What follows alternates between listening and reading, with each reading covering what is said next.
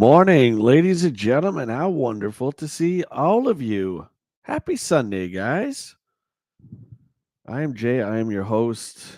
We are waiting on Willie. He will be here momentarily, but it's good to see all of you guys. We're going to do another EGM read for to tickle our nostalgia bones, I should say. We need it. We need it. We need the nostalgia in our life. Not that we don't get enough on a daily basis, but hey, let's do some more. Good to see Matt Rubin. This ought to be good. Thanks, buddy. And this is through Retro Mags, of course. You guys can just Google Retro Mags, check out their site there, and you can read along with us. I think we are on issue 17 here, which is crazy to believe that we've got 17 issues under our belt. And I think we're trickling into 1991. But whoa, I hear a knock on the door. We don't have to play the intro again, but ladies and gentlemen, William Law, also known as WillLo, also known as Will. Oh, hi. Hi, how's it going? Oh, I see. I don't get the fancy green screen. I get it. That's fine. I get the old background. The other one doesn't work on this one. The green screen will work anywhere. It's a green screen. Not on stream nothings. This is Zoom. This isn't Boomer Zoom. This is StreamYards. Thank you very much. Actually, where all the cool guys go. Anyway, here you go. Ready? This is all I ask for is the green screen. Perfect. I love it.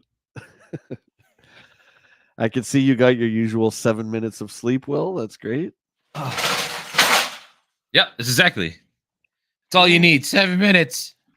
This is good. Just chug it down, buddies. Chug it down. I decided to link Twitch. So we got our good buddy Josh Pepper. Guys, make sure you guys give Josh a follow. He's a good buddy of ours over on Twitch there.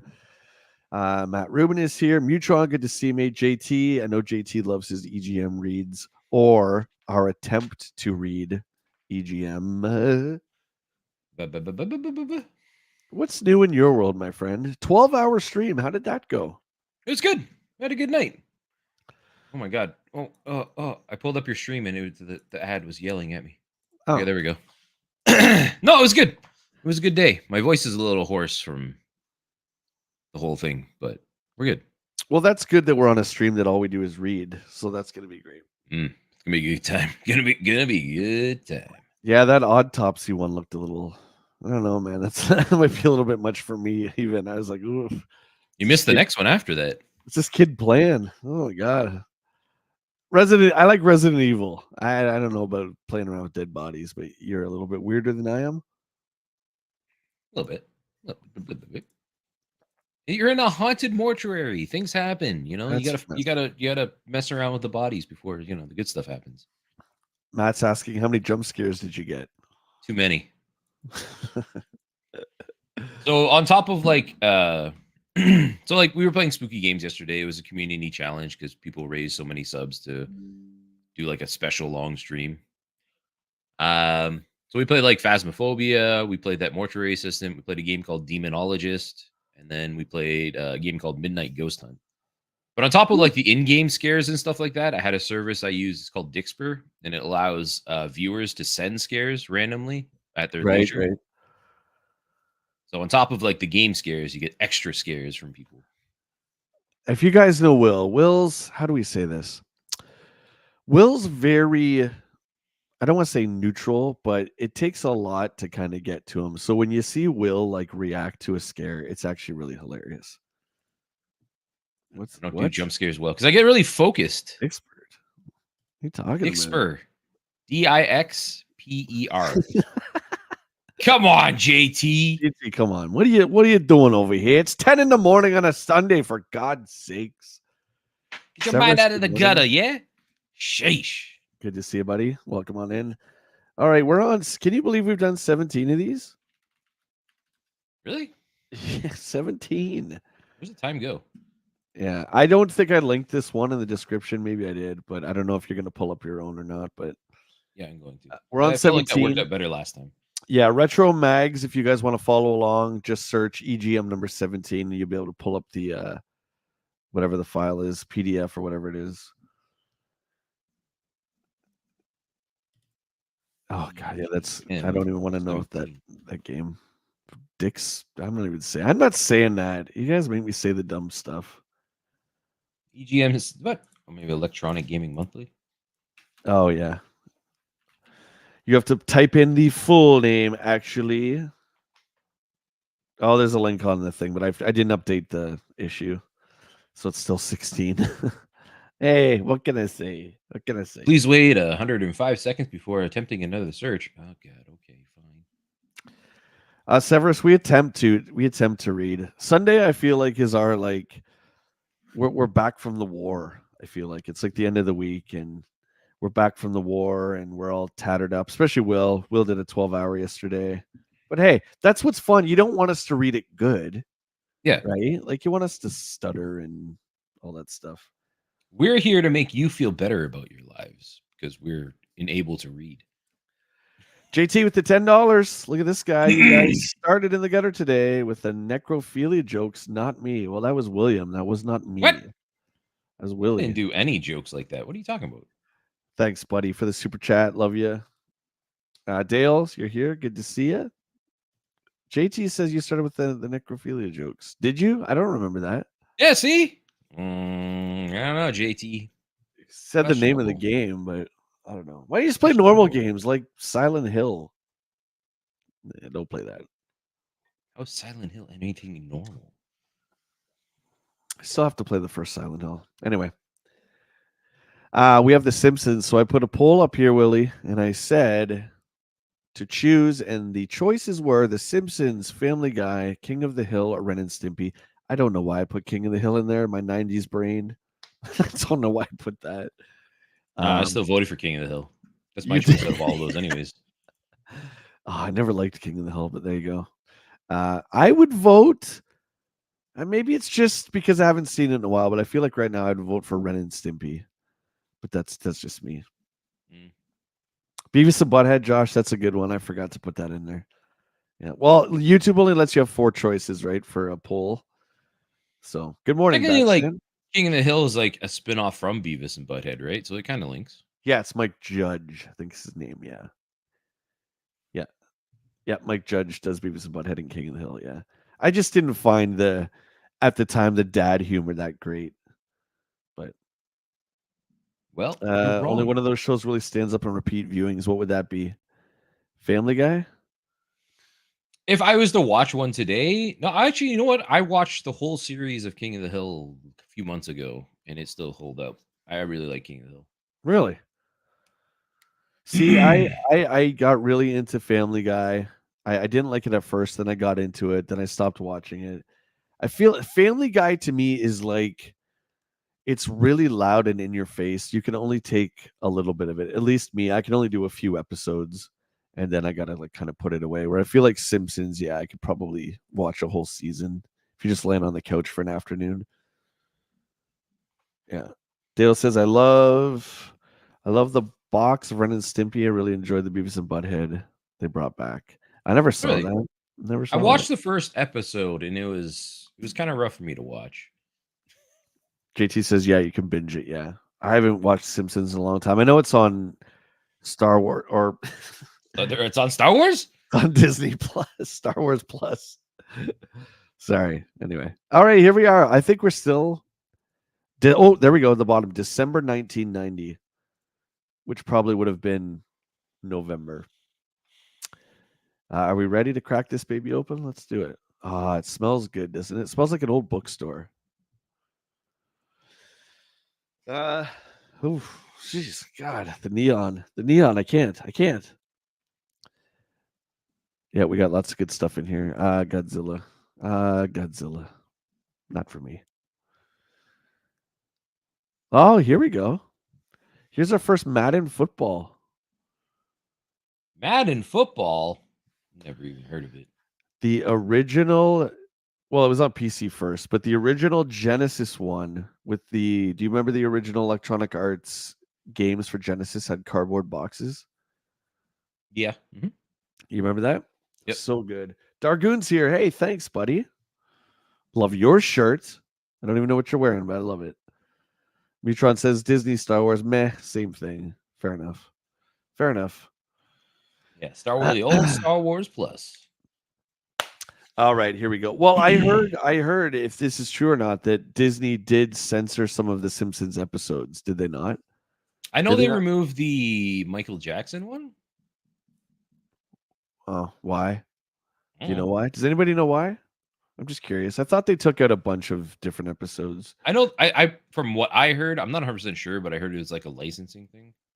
If they had to reissue it on their service, they had to pay a fee to the Jackson family or something, even though they didn't officially say that it was him.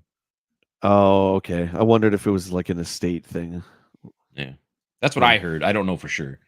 Because like they never actually confirmed whether if that was Michael Jackson on that episode or not, right? But it definitely sounds like him. Josh, I'm not saying that. I disagree, but that's okay. Um, yeah, the DVDs are the way to go, JT.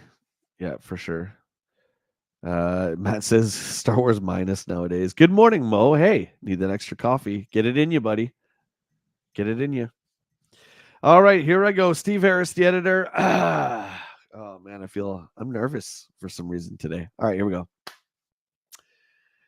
This month's cover story focuses on an exciting event within the world of electronic gaming, the arrival of the Simpsons family in the arcades as a pinball game from Data East. Oh, so this isn't even like the Simpsons Arcade game? Konami game. Yeah. Yeah. A fantastic new flipper game was recently unveiled to the industry during the AMOA exhibition in New Orleans. And we were there to get all the news about this great new game from its developers and from Matt Groening, the genius behind The Simpsons appeal. The Simpsons is not, of course, the first game to enjoy their roots in some other form.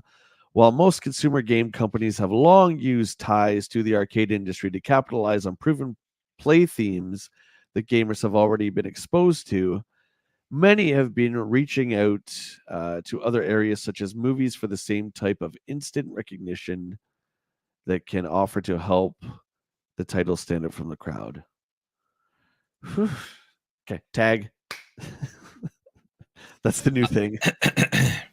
While the process of licensing titles or environments has worked successfully in many instances, witness Batman, Robocop, and Teenage Mutant Ninja Turtles, we have to hope that game companies don't compromise their creativity for the sake of a license. Well, that's It we're gonna see that happen. Probably happens a lot. does. It does. Because in the end, no matter how hot the name on the box, it's the game in the box that determines the ultimate appeal and say final sales of a soft. I hate how they say soft. Just put in your own words. Like, game. Yeah, like just call it a game. Why do you call it soft? Software, I guess. That's Yeah, such a it's a stupid IBM term. 1985 IBM term. Oh Soft. man, you want to go to the store and get that latest soft? I do, but we're not old enough. Sorry. I'm not saying licenses aren't a good combination for video games. On the contrary, I value the ability that a game has to take me into new directions with characters or situations that I have been attracted to before. There simply needs to be a conscious effort put forth by game developers when a property is secured to make a game that takes those characters and puts them into situations that is fun and challenging. For the few that can successfully accomplish this task, the rewards will be abundant. But for those companies that rely on the license to sell their game, the future will be bleak indeed. All right, finish it up. Nintendo is rumored to be worried of the same thing as indicated to several licensees that a reliance on movie titles and comic book heroes is not the way to go. How interesting that is. And I would agree. We've seen everything kind of unfold throughout the decades. And yeah, there was a bleak time, dude. I remember especially around the 360 era when all those terrible superhero games came out like Green Lantern and all that, and they just totally flopped. But Nintendo is basically saying here we got to stick with actual creations that we've made, and they're so right, man. Those are the games that still do the best. Mhm. Anyway, where did I leave? While a hot license could get a cart notice, the game that consistently reside at the top of the charts are original software and sequels to these originals. Super Mario Brothers, Contra, Mega Man, Castlevania, and others are perfect examples of this. A good title is nice. What? A good title is nice to notice, but a good game sells. When it comes down to the bottom line, the companies that stay close to the industry and put the effort into R&D will ultimately reap the biggest rewards.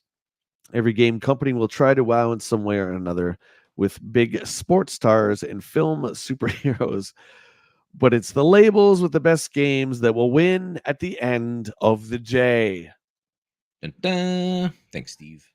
True, true, Severus, but that was not the norm. That was not the norm. There was a long period, like movies, where the superhero movies and games they just sucked. Daredevil, Ben Affleck, anyone? Yeah. Before like the current Avengers stuff, there was a lot of bad superhero movies, right? Oh yeah, and games. I mean, of course there was a handful, but they were just quick cash-ins, right? I mean, Yeah, yeah. look at the majority. I would say maybe not the majority, but half of the Star Wars games that came out, stuff like you had Phantom Menace on PS1, Oh, that was bad. Revenge of the Sith on PS2. I mean, it was just a I remember loosely liking that titled. Revenge of the Sith one though. You like that one? There you I go. remember liking that one. But yeah, I mean, it's all personal opinion. But I agree with Nintendo. The reason they are still at the top of their game is because of geniuses like Miyamoto, and they create characters, they write their own stories. So I agree. Circus Caper, Vic Toki. Whatever happened to Vic Tokai, Vic Toki, Vic Toki? Wow, they got a look at this spread they got. They got a 2-pager. Moffat's Conspiracy. Kid Cool. Dargoon, I'm jealous of your 8-bit Metroid shirt. That sounds pretty sick. Is it just the box? If it's the box, like that's the best. Okay. Now we're gonna start the day with M. Fragger Pans from Hillbag, Wisconsin. And he wants more Sega Master System coverage and his EGM. So here we go. I personally am a dedicated Master System owner, and I would appreciate more coverage of new games for that system. Your Genesis coverage is interesting, informative, and in depth, but I seldom see new games for Sega's original. Like that's EGM's fault. Yeah. With Christmas approaching, I would believe that more games would be coming out. What can you show us, says Mike Flabadans? Hey, Jim, what's going on, Largo? How you doing, buddy? Hey, Largo. Oh, you have the tattoo as well, Dargoon. Nice. I love it, dude. So as Steve says, new games are starting to hit the stores as you read this. Regarding the Master System coverage, over the past 4 issues, we have shown pictures of 12 new games. Not only is there more than any other magazine has run, but it is everything that Sega is willing to talk about. Check out pages 36, 62, 63 of this issue for even more great Sega Master System coverage. And then we see a not so great screen of Mickey Mouse for the Sega Master System. Thank you, M. Frangerbag, for your letter. Forget it because Master System is dead. We're moving on. Living in the past, man. Game of what year? Clear that throat. While you put the best magazine on the market, I do have a question about how you go about selecting the game of the year. How can Sega Strider be a video game of the year when it didn't even come out yet? Not fair. Matter of fact, the Nintendo and Turbo game of the year aren't out yet either. Ooh, Why? dude, that sounds like this guy's flipping over to Game Pro after this issue. He's Yeah, done. he's canceling his subscription. He's done. Actually, To be accepted as our nominee for our awards, all games had to be seen by the EGM staff by September 1st. And the company had to state that the game would be released this year. This policy serves a double purpose. First, many times the companies plan the release schedule to center around the holiday shopping season. Most of their best games are brought out during this time. We include all these games as they fit into the theme of that issue of the magazine, a buyer's guide. Knowing that Strider, Castlevania 3, Ninja Spirit are games of the year should help you choose which ones to buy for the holidays. Second, and most importantly, it is the policy of EGM to look into the future of video games. We try to tell you things which you don't already know. We do not dwell on the past as others do. Hey, hey, are they talking about us? You talking about us? They went back to the future, to the past, to the fast, to the poo, that damn. Listen, we don't dwell on the past. We friggin' live there. Okay? So, hey, that was a dig at us. Thanks, Steve. Okay, I'm going to Game Pro. I'll see you. That's it. They knew this was going to be read in the future by us, and they left that in there. Confirmed. They knew time travel back then. SFX when? In your 1991 buyer's guide, you had a huge preview of the Super Famicom, and in it you said that the Super FX will be coming out to the US as soon as fall 1991. Then I called Nintendo.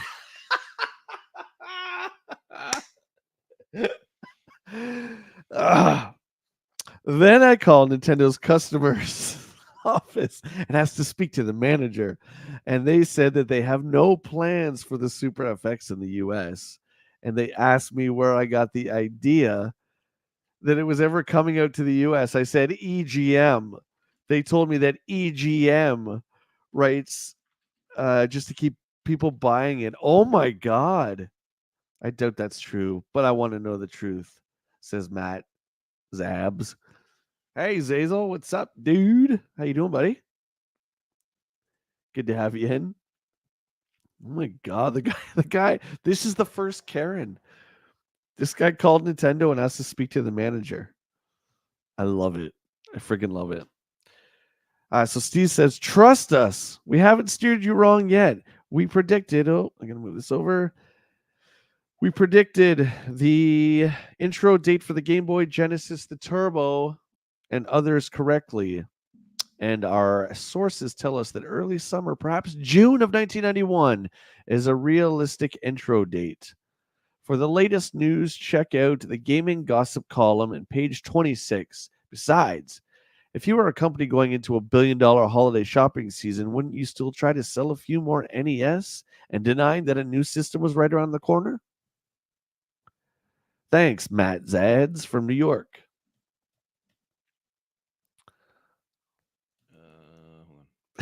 Oh my god! Skipping ahead. I can't believe the dude called Nintendo. Do you want me to turn the page? No, I have it on here. Okay. I was thinking we skipped to the Strider one. Sure. Because there's a two-parter on the next page. Well, the page after Pipe Dream. Strider 6 or 8 meg. I love your magazine. On a scale from 1 to 10, it's an 11.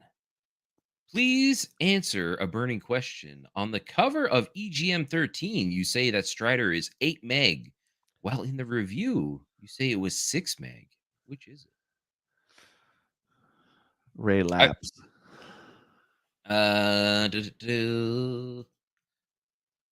Seems like a little hot topic here. A lot of people are asking about this. Oh, they're getting actually. They probably made a mistake. How dare they? Typo.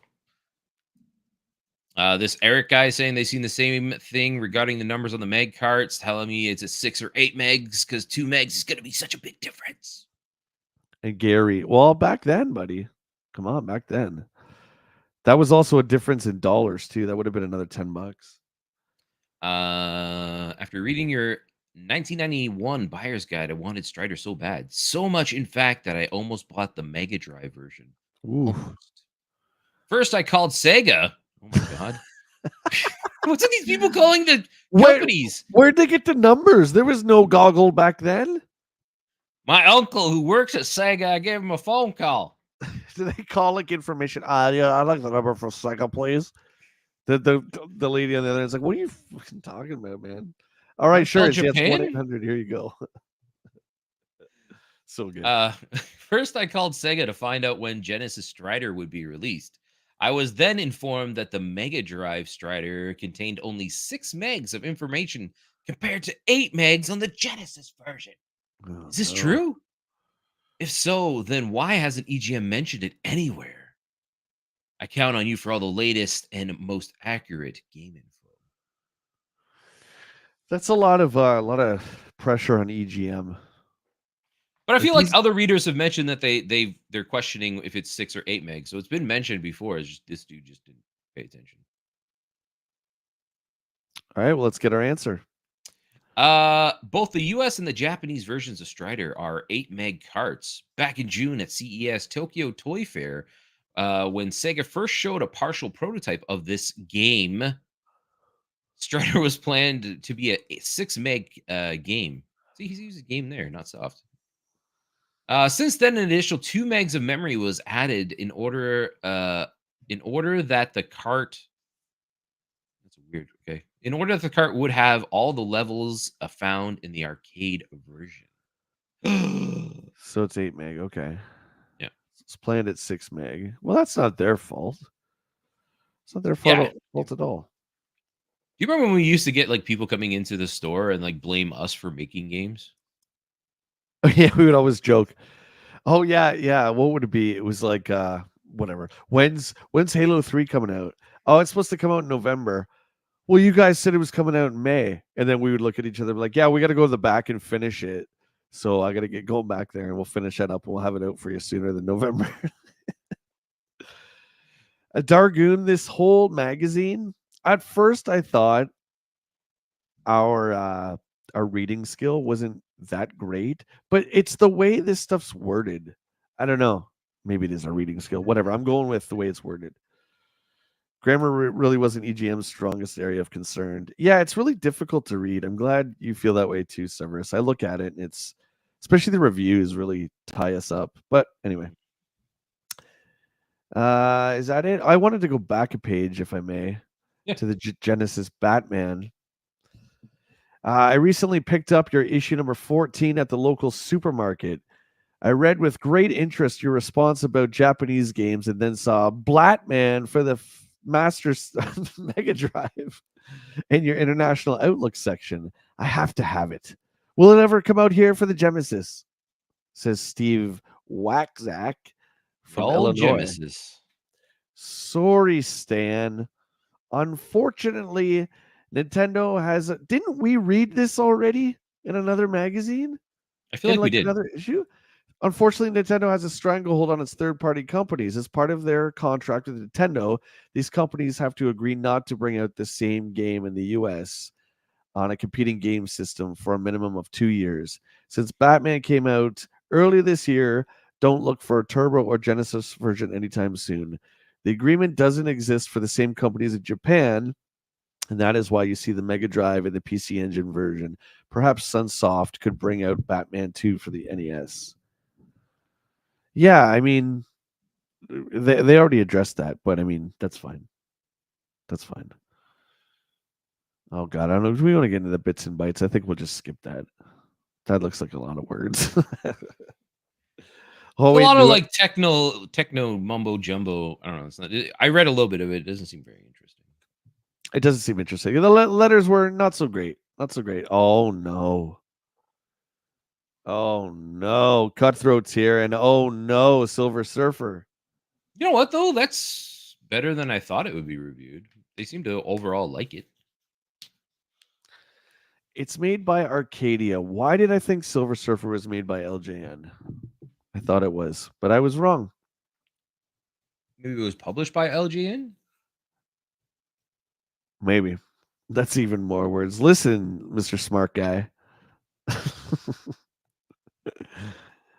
Okay, let's see what our favorite editors are up to. So, Steve, the thrill of playing the Super Famicom is not yet worn off the new boss. Having new carts like Gradius 3 and Final Fight means we won't get to play for yet another month.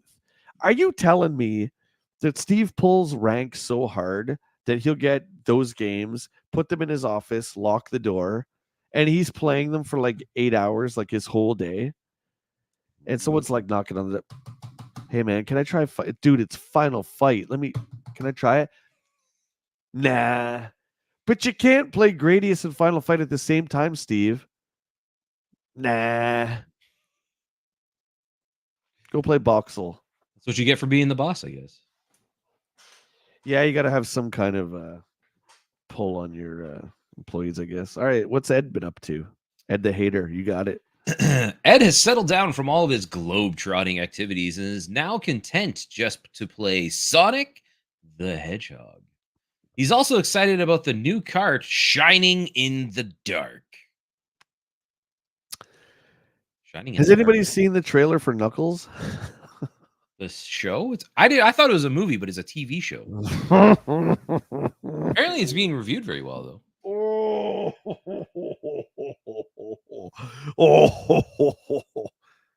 Thanks for being here, Jabba. Let's see. We like Sushi X, and I feel like we leave Martin out. Well, I'll read Martin, and you can read Sushi X, just what they've been doing, but I don't know if we need to read all the reviews. Let's see what Martin's been up to. Martin gave up waiting for his turn at the Super Famicom and went out and bought one. Wow. Steve, you're a real selfish mother. Now he won't let us play it either. Pilot Wings is keeping his head in the clouds. All these people are so selfish back in the day. He went out. His boss won't let him play the Super Famicom, so he went out and bought one. You know what? I would have done the same. Sushi X is now even more secretive about his activities and location. You must have hurt his feelings with last month's letters reply. Last month's letters reply, and for that we're sorry. Sushi, go home. What? What language is that? Who wrote this? The heck is going on here? We must have hurt his feelings with last month's letters and replies. You gotta kind of add in your own words to make it make sense, I guess. Yeah, I guess it could be replies, but they just put reply. Acclaim owns LJN. Yes, but I thought Silver Surfer was. I was just saying I thought it was LJN. It's Arcadia, but I never owned Silver Surfer back in the day, so there you go. I don't even think I rented it. So our first game is for the NES. It is Silver Surfer by Arcadia. Difficulty average. Are you crazy? Its difficulty is off the charts. Steve gave it a 7. Take a comic book hero and put him into a Gradius type shooter situation, and the end result would be something like Silver Surfer. Sporting the coolest tunes to come from the NES game in some time, not to mention plenty to shoot at, Silver Surfer fares better than most in the genre. Huh. They didn't mention the one-hit death. But maybe that was just a regular thing back then. You're just like, get good. Dude, I mean, that's fair. And I agree. Ed also gave it a 7. I'm not one for comic books, so I can't get excited about somebody on a surfboard flying around. But that aside, the gameplay is decent with a lot of different screens. Nothing really new and innovative here, just a good solid shooter with very good graphics and challenging action. That's all.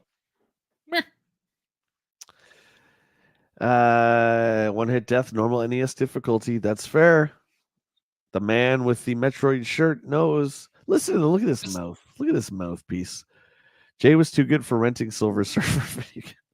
Where you come up with this stuff? Jay was too highbrow. Silver Surfer? It's true, though. It's very true.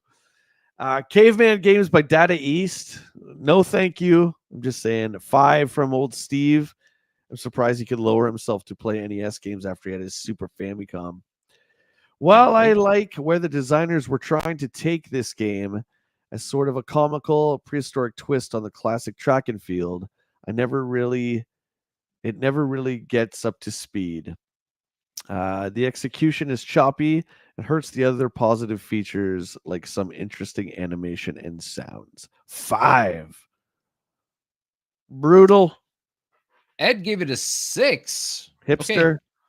it's strange, silly, and humorous, but it's meant to be. It's meant to be, and it succeeds. I like it. It's fun and something different.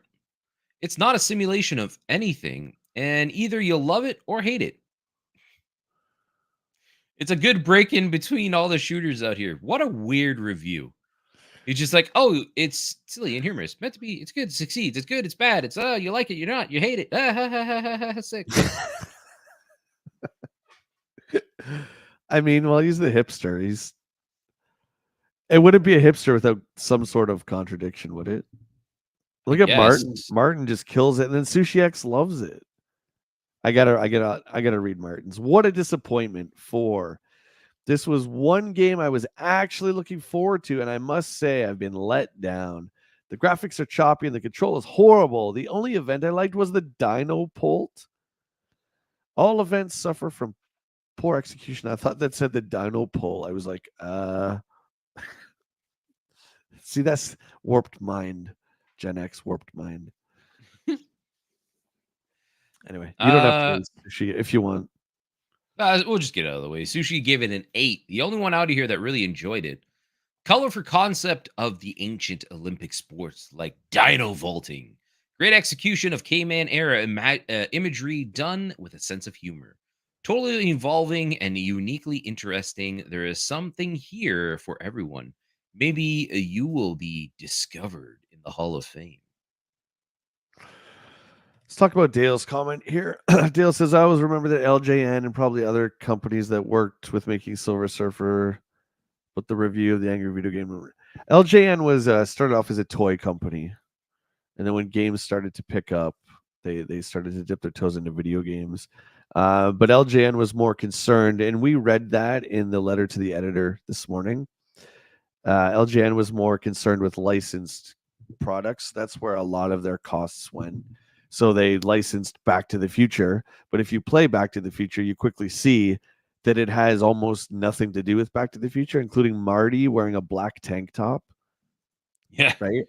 But there is some method to the madness because that game sold, because that movie was and still is huge. Right. But over time, LJN got such a bad rep because they brought these games out. Wow, it's Back to the Future. Wow, it's, whatever else they really, I can't even remember. X-Men was another terrible game they did. Wow, it's X-Men. And then you play it and you're like, this is terrible. And then you get James, Angry Video Game Nerd, reviewing all these decades later. And then everyone comes to the consensus that, yeah, LJN's terrible, right? So my 2 cents, Werewolf. That's Rob's game. Not a good one, but he loves it.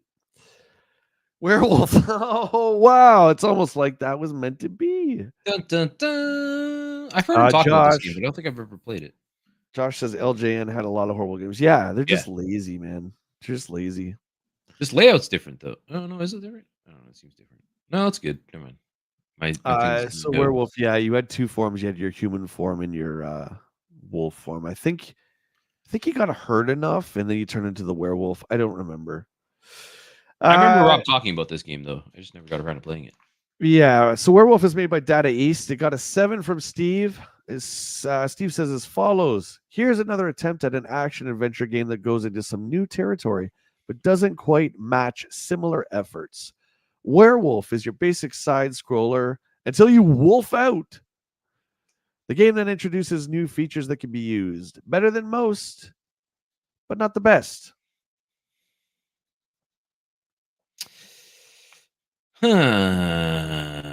Eddie Boy here, also giving it a 7. Werewolf is a very good adventure game. The intermissions are always a welcome addition to any game, and they are well done here. Decent gameplay and well tapered. Yep, tapered. Difficulty curve along with plenty of hidden items help keep interest up. I feel like he just like fluffed out at the end there. Help keep interest up.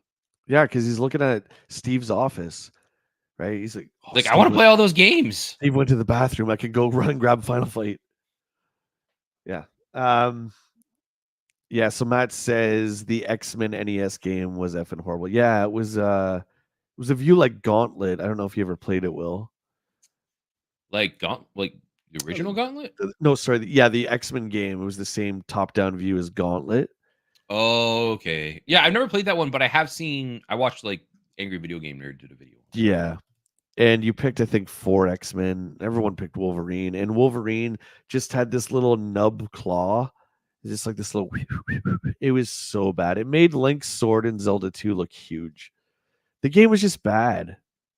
It Mm. just unfortunately, and again, I like everyone else back then loved X-Men, so it's like, oh, I rented it at the very least. And it's one of those games, when you put it in and you want to like it so bad because it's the first of its kind, right? It's like these are the X-Men, we get to play as Wolverine, but it's bad, but you still try and play it. Have you? While we're talking about X Men, have you watched X Men '97 yet? No, I don't have a Disney anymore. No, I heard it's It's real awesome. good. Oh, it's Yeah. real good. The figures look really great too. That Yeah, I are saw coming them. in. I don't Yeah. have any like comic book figures, but I was tempted to pick up a couple. But the They show look is fantastic. If you can get like an ability to watch it of somehow, I would highly recommend it. so someday, yeah, I do want to check it out for sure. Maybe they'll have a home release. No, You mean like on like a disc? you remember discs? Remember you would open the well, that's a bad example. It's in the PlayStation. But yeah, you would open it and you would put this physical object into the machine. You Hmm, didn't just sit there on your butt and click buttons. weird. So it sounds like a lot of work to get up and do that. Sounds like Yeah, a lot of no, work. I'd have to change the disc. No, Toy Beast, welcome on in, my friend. Karate Kid was an LJN game. Yes. There was a few interesting gameplay bits, but the overall game was just underwhelming. Could be said about all LJN. Yeah. There's another example of a big franchise from the 80s that they grabbed the license to, right? Karate Kid. Did they do Rambo? They did Rambo as well, I think. that sounds right. Yeah. Yeah. Dale says, I would like to have that werewolf game. I don't know if Um. it's on anything. Oh yeah, like Matt. There you go. Matt brings up a good point for that. If you wanted to. I want keep pushing through it. It was terrible. Oh, you talking about X-Men Dargoon? Yeah, yeah, dude. I feel bad for you. I rented it, and that was like my 575 for the weekend, right? And you could rent one game. If I was lucky, if Mom was feeling really generous, you could rent two. But always just I was allowed to get one game a weekend, and X-Men was that one game, and I just remember being like, oh my god, how could you screw up X-Men? It seems pretty hard to do, right? When you think about it, you just have like superheroes with abilities, and their abilities are already pretty straightforward. Just make them do what they're supposed to do and kill stuff. Colossus punches things, Wolverine stabs things, Cyclops Yeah. shoots things. Like Yep. it's basic, right? Yeah. Storm shoots out lightning. I don't know. Beast, you can make him do the Blanco like roll and just like roll into things and hit them. Yeah, yeah. Look at this. We're already way ahead of these guys. We could have made a better game. Let's go back in time and fix it. Well, thankfully Konami got their hands on it, and we got that wonderful 6-player X-Men arcade game. That's just fantastic. Let's move on to Dizzy by Galoob. Dizzy is an unlicensed game, so we don't have the seal of quality. That doesn't matter. EGM reviews everything, even the dirty old bootlegs. Dizzy got a 4. Who the hell's Dizzy? I think he's an egg. He I looks think like an that's egg. his thing. Yeah. Dizzy starts out fine, exhibiting graphics and sound that make it appear to be one of the best of the new Renegade carts. See? Renegade. I guess because you and I say bootleg. Like, who? I got a Renegade copy of the new Star Wars movie. Do you want to watch it? Like, what? Renegade sounds cooler though. You think so? You want to bring? I think Renegade sounds cooler. I like What about bootleg. everyone in chat? Do you like bootleg or Renegade? Maybe we Let should us do. know. Maybe we should do a vote. Let's do a vote. And if you're watching this like later in a VOD, let us know down below. Get those algorithms for Jay. The metrics. Oh, my back. Oh. Yeah, so that would be referring to like an unlicensed. carts, Renegade or Bootleg. Okay, there you go. Which do you like better? See. Okay, so Renegade carts wears off quickly, though with lack of interaction and too many distractions like puzzle games that slow down what could have been some cool play. There's a lot of puzzle elements to it. Whatever, I would say at least it's a little bit different. I gotta say I've never played Dizzy, and I'm fine with that. I'm fine with it. I remember an egg game of some sort, but I don't think it was this one.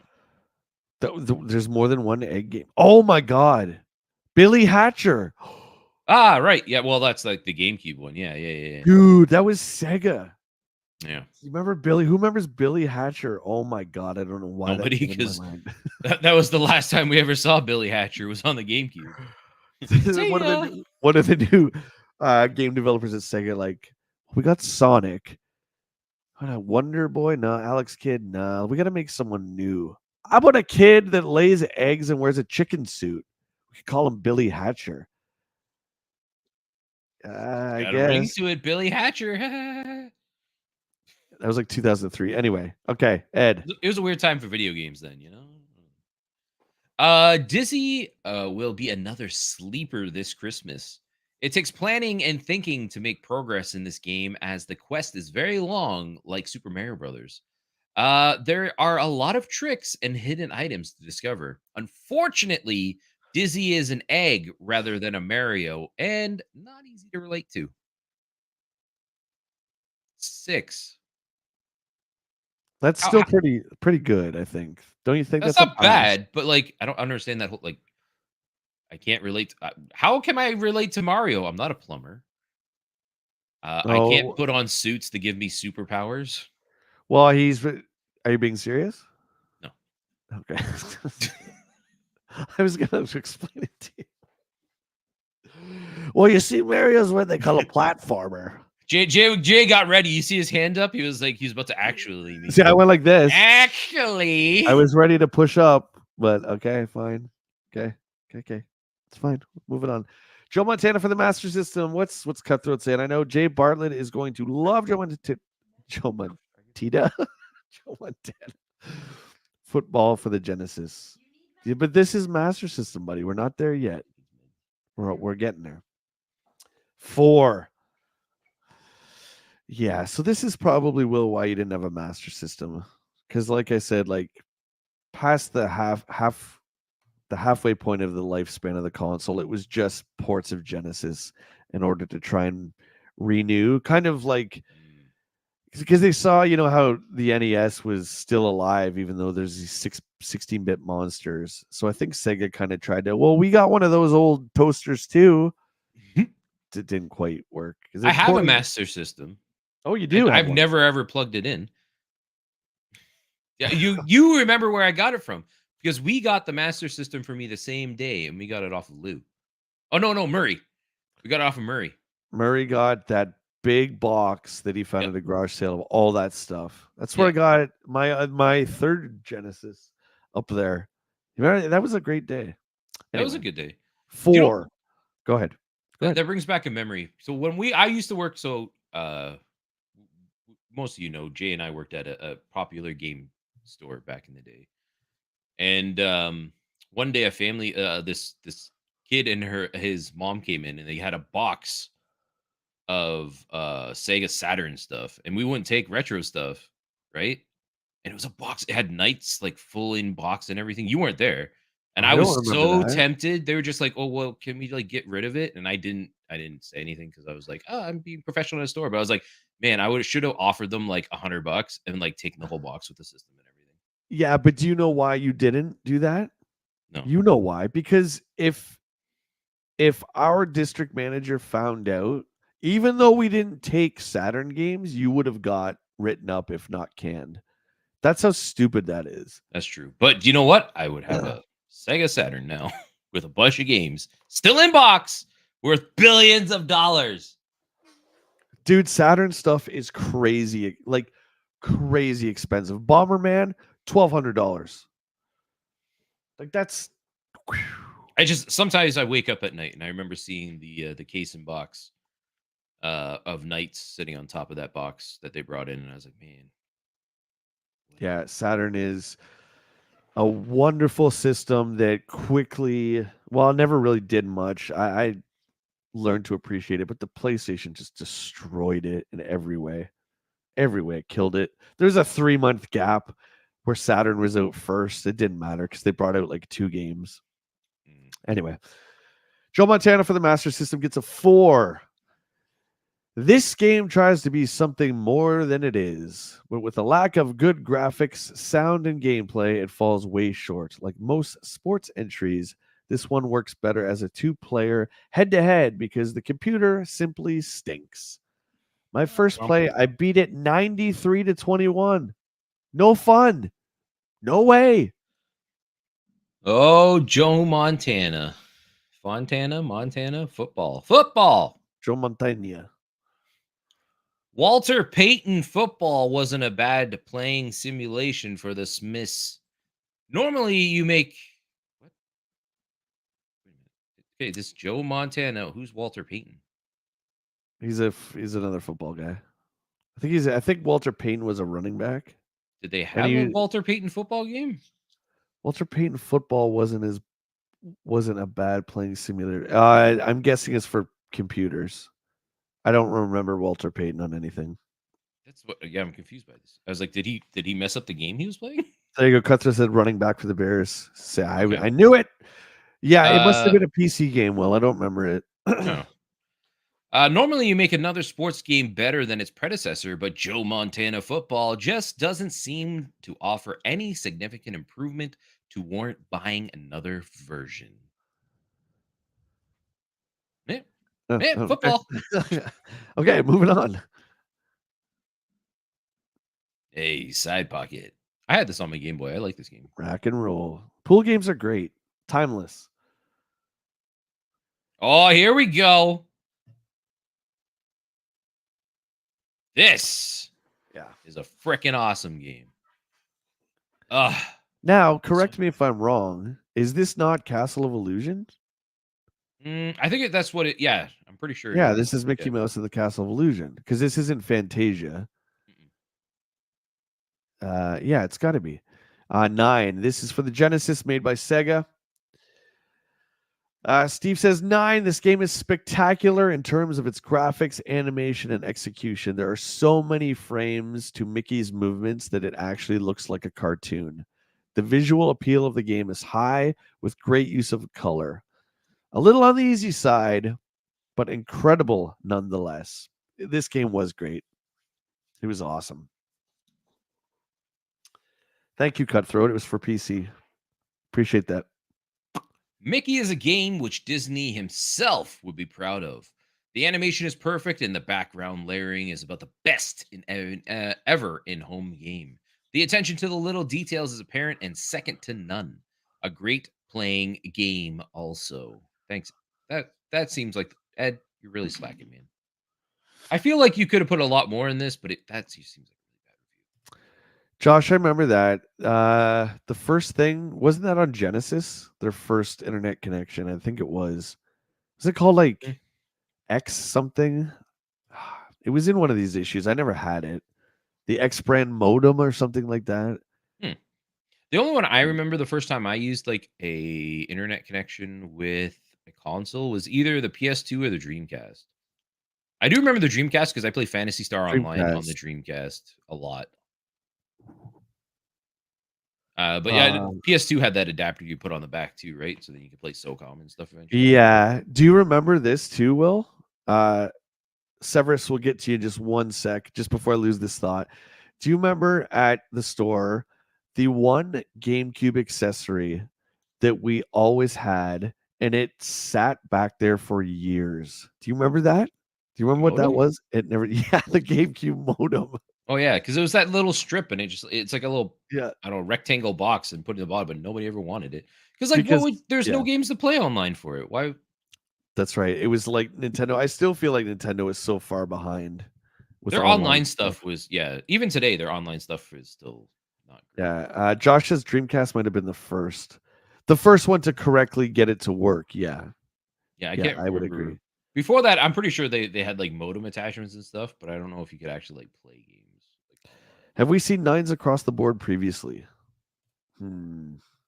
Mario Brothers 3? I think Mario 3. I don't think we've seen a 10 yet. No, we did. Did we? Yeah. I can't remember. We should write this stuff down. Matt That will would take remember. thinking. Matt, do you remember what one of the reviewers gave a game a 10? Do you remember what it was? That was only a couple issues ago too. I don't remember. It was one that took me by surprise, I think. Okay, so Dynamite Duke, original black box Genesis game. Never had it. It's in the same vein as like Operation Wolf. Monaco. Yep. See, I knew he would know. Yep. Super Monaco GP. You're right. Nope, you were right. Good old Matt. Okay, so a 4. What's up? I forgot about Super Monaco GP. Yeah. Yeah, I got a 10. While Dynamite Duke should get higher marks for faithfully duplicating the arcade title on which it's based, the title wasn't exactly dynamite to begin with. The action, despite the different backdrops, is the same in the last round as it is in the first. It's also way too easy for old Steve. 4. I keep getting over like he looks like Duke Nukem from behind. Yeah. Right? Is that intentional? Like, is this the origins of Duke Nukem? No. Yeah, Well, this was an arcade game. You guys will have to tell me, okay? Because again, PC gaming is not my expertise. But what wasn't Duke Nukem like 93, 94? yeah. Like it was after Doom. Yep. So I know that much. I just don't know that. I'm really bad at remembering years. Dynamite Duke would have been in the arcades before this. So it would have been in the arcades in like 90. So this is before. Yeah, for sure. Dynamite Duke just doesn't have enough variety to it. While the fighting with the bosses is different, the rest of the game is quite repetitive.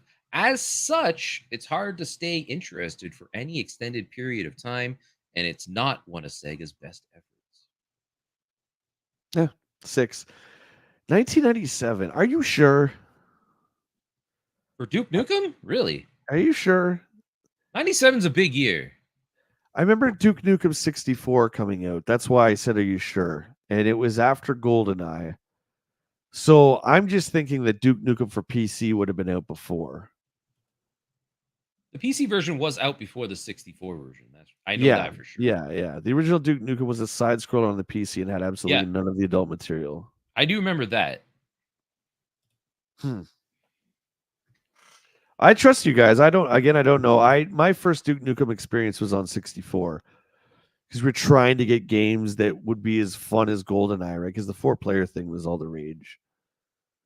Interesting. Okay, Final Zone. From 3D Realms, it was 1997. Okay. Wow. Here you go. Sorry, what's Dale saying? I have done like Dial, Dynamite Duke. It's actually a fun game, Jay. It's exactly like Operation Wolf. The only difference is you're first person fighting as well. Oh, okay. It looks like Operation Wolf, yeah. Which just for me, I never liked those games. Like did you ever play the Konami G.I. Joe game, the arcade game? I didn't know. It's like that where you're running, but it's like a third person shooter. I'm still to this day, like I know a lot of you guys here are big on like G.I. Joe stuff. I've never really watched G.I. Joe. You should, my friend. You should. It's free on YouTube, the cartoon. Anyway, Final Zone. I can honestly say I never played this one. Steve, we're getting a lot of lows. We're getting like super low or super high. Final Zone. Looks like a mech game. Steve gives it a 4. Final Zone has great graphics, but the main character appears as though they're pasted on rather than interacting with a real universe. There's plenty to shoot at, but with horrible control and movement that, while visually pleasing, is tough to get used to. Final Zone ends up average. That's below average, actually, Steve. Yeah, 5 is an average. Why don't people understand that? I don't know. Ed gives it a 5. Something is missing in this shooter. It's not for lack of enemies nor places to move to. Perhaps the lack of different things to do. While after a while, the levels become predictable and excitement of what is coming up next just never materializes. Meh. Fair enough. Oh, wow. Back to back nines. Another one. Madden. John Madden football. Wow. The Bears. That's my football knowledge. That's all I got. John Madden was a coach. I don't think he was ever a player. Maybe he was. Cutthroat, you seem to know football. Did Madden ever play football? I think most ex-coaches did, right? That would make sense. They're ex-ball players. 9. This was one of the biggest games on the PC. And this was, to my knowledge, one of the first where EA actually went out. I think it was Trip Hawkins himself actually had a meeting with John Madden. And they designed it together. So this game is really, really special in terms of video game history. He was a player. Thanks, dude. Okay, 9. Steve says, without question, doubt, or reservation, Madden football is the best sports simulation I've ever played. Not only do you get a good game of football one-on-one or against the computer, you get great graphics, incredible voice, and even highlights from other games. Outstanding.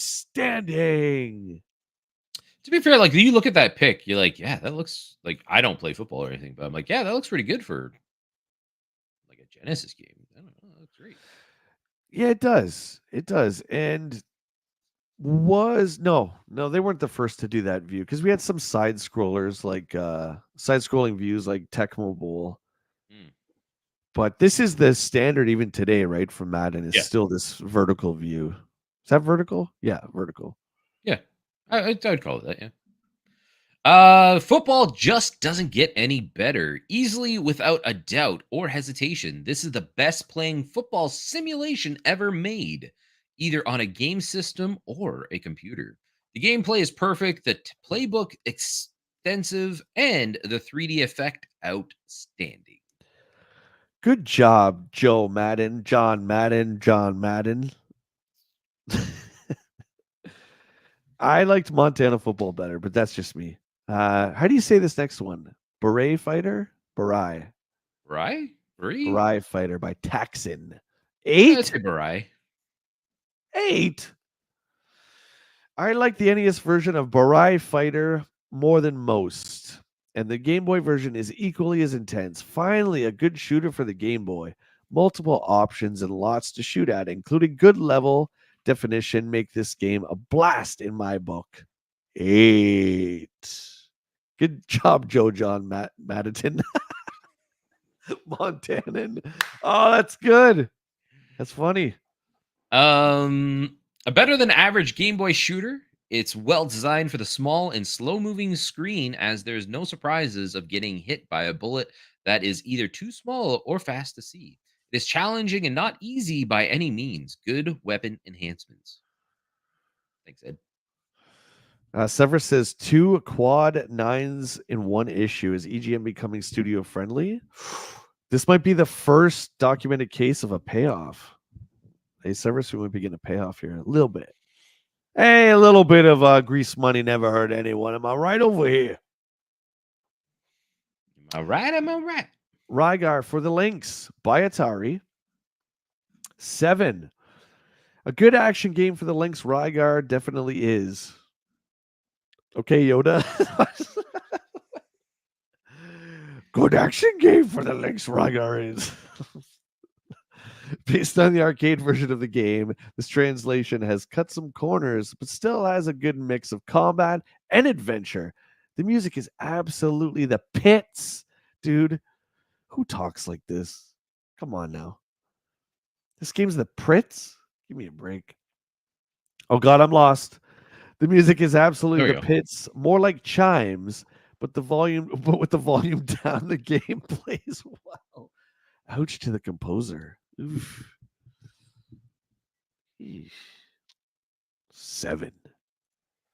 Ed also gives us a 7. 7? 7?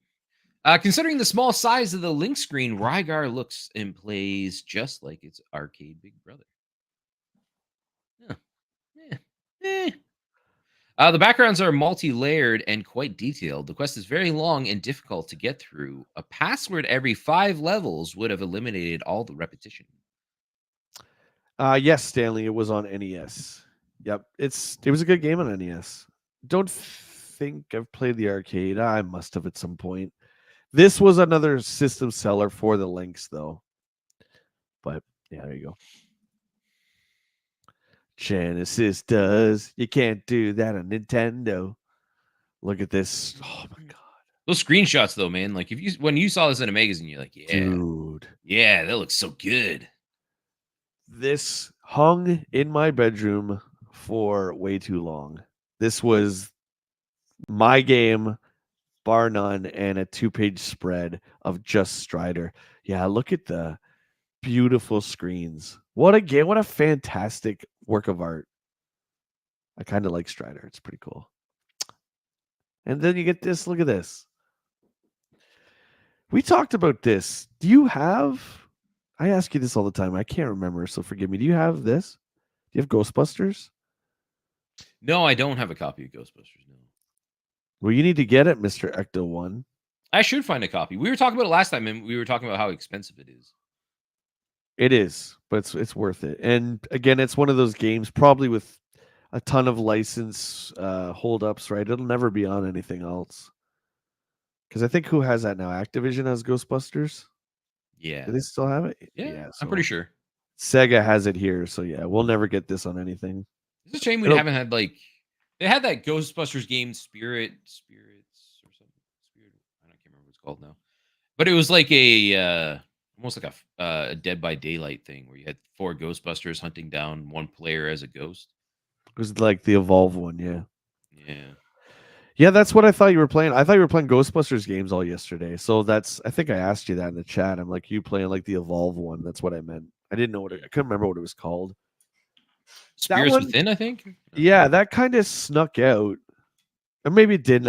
I just didn't hear about it. There's that one, and then there's one, I guess, like that's Predator. I didn't Yeah, know there about is a that one. Predator one like that too. Yeah, and that like flopped. I had no idea about that one either. Oh my god, that's a lot. Our good buddy Quarterman is at it again, giving us the latest and greatest in gaming gossip from around the globe. So some of the headlights, some of the highlights here. A new Sega computer system, Atari Panther update, a new Sega 16-bit games from new 16-bit Sega games from licensees, Nintendo 16-bit Super FX release date, new Nintendo licensee plans. Interesting. Let's jump into a few points here from Quarterman. You guys know I love my Jaguar, so I don't know if the Panther has anything to do with that. Let's find out. The Atari Panther, which was first announced in the last issue of EGM, is indeed on its way, and development systems are soon going to be in the hands of selected houses across the country. Imagine how much one of those are worth. A test unit for this thing that never came out. The super sleek system is rumored to have some glossy features that include scaling and high end scrolling. We'll keep our fingers crossed real tight and hope it gets here soon. Speaking of new 16-bit systems, the Nintendo Super Famicom, which should be on store shelves by the time you read this, Japanese store shelves that is rumored to finally have a firm US commitment from Nintendo. June of 1991 is rumored to be the new target date for the American version of the new Nintendo, to be called SFX on store shores. I beg to differ, for I know the future. And it's not called that. Dun dun dun. Let's see.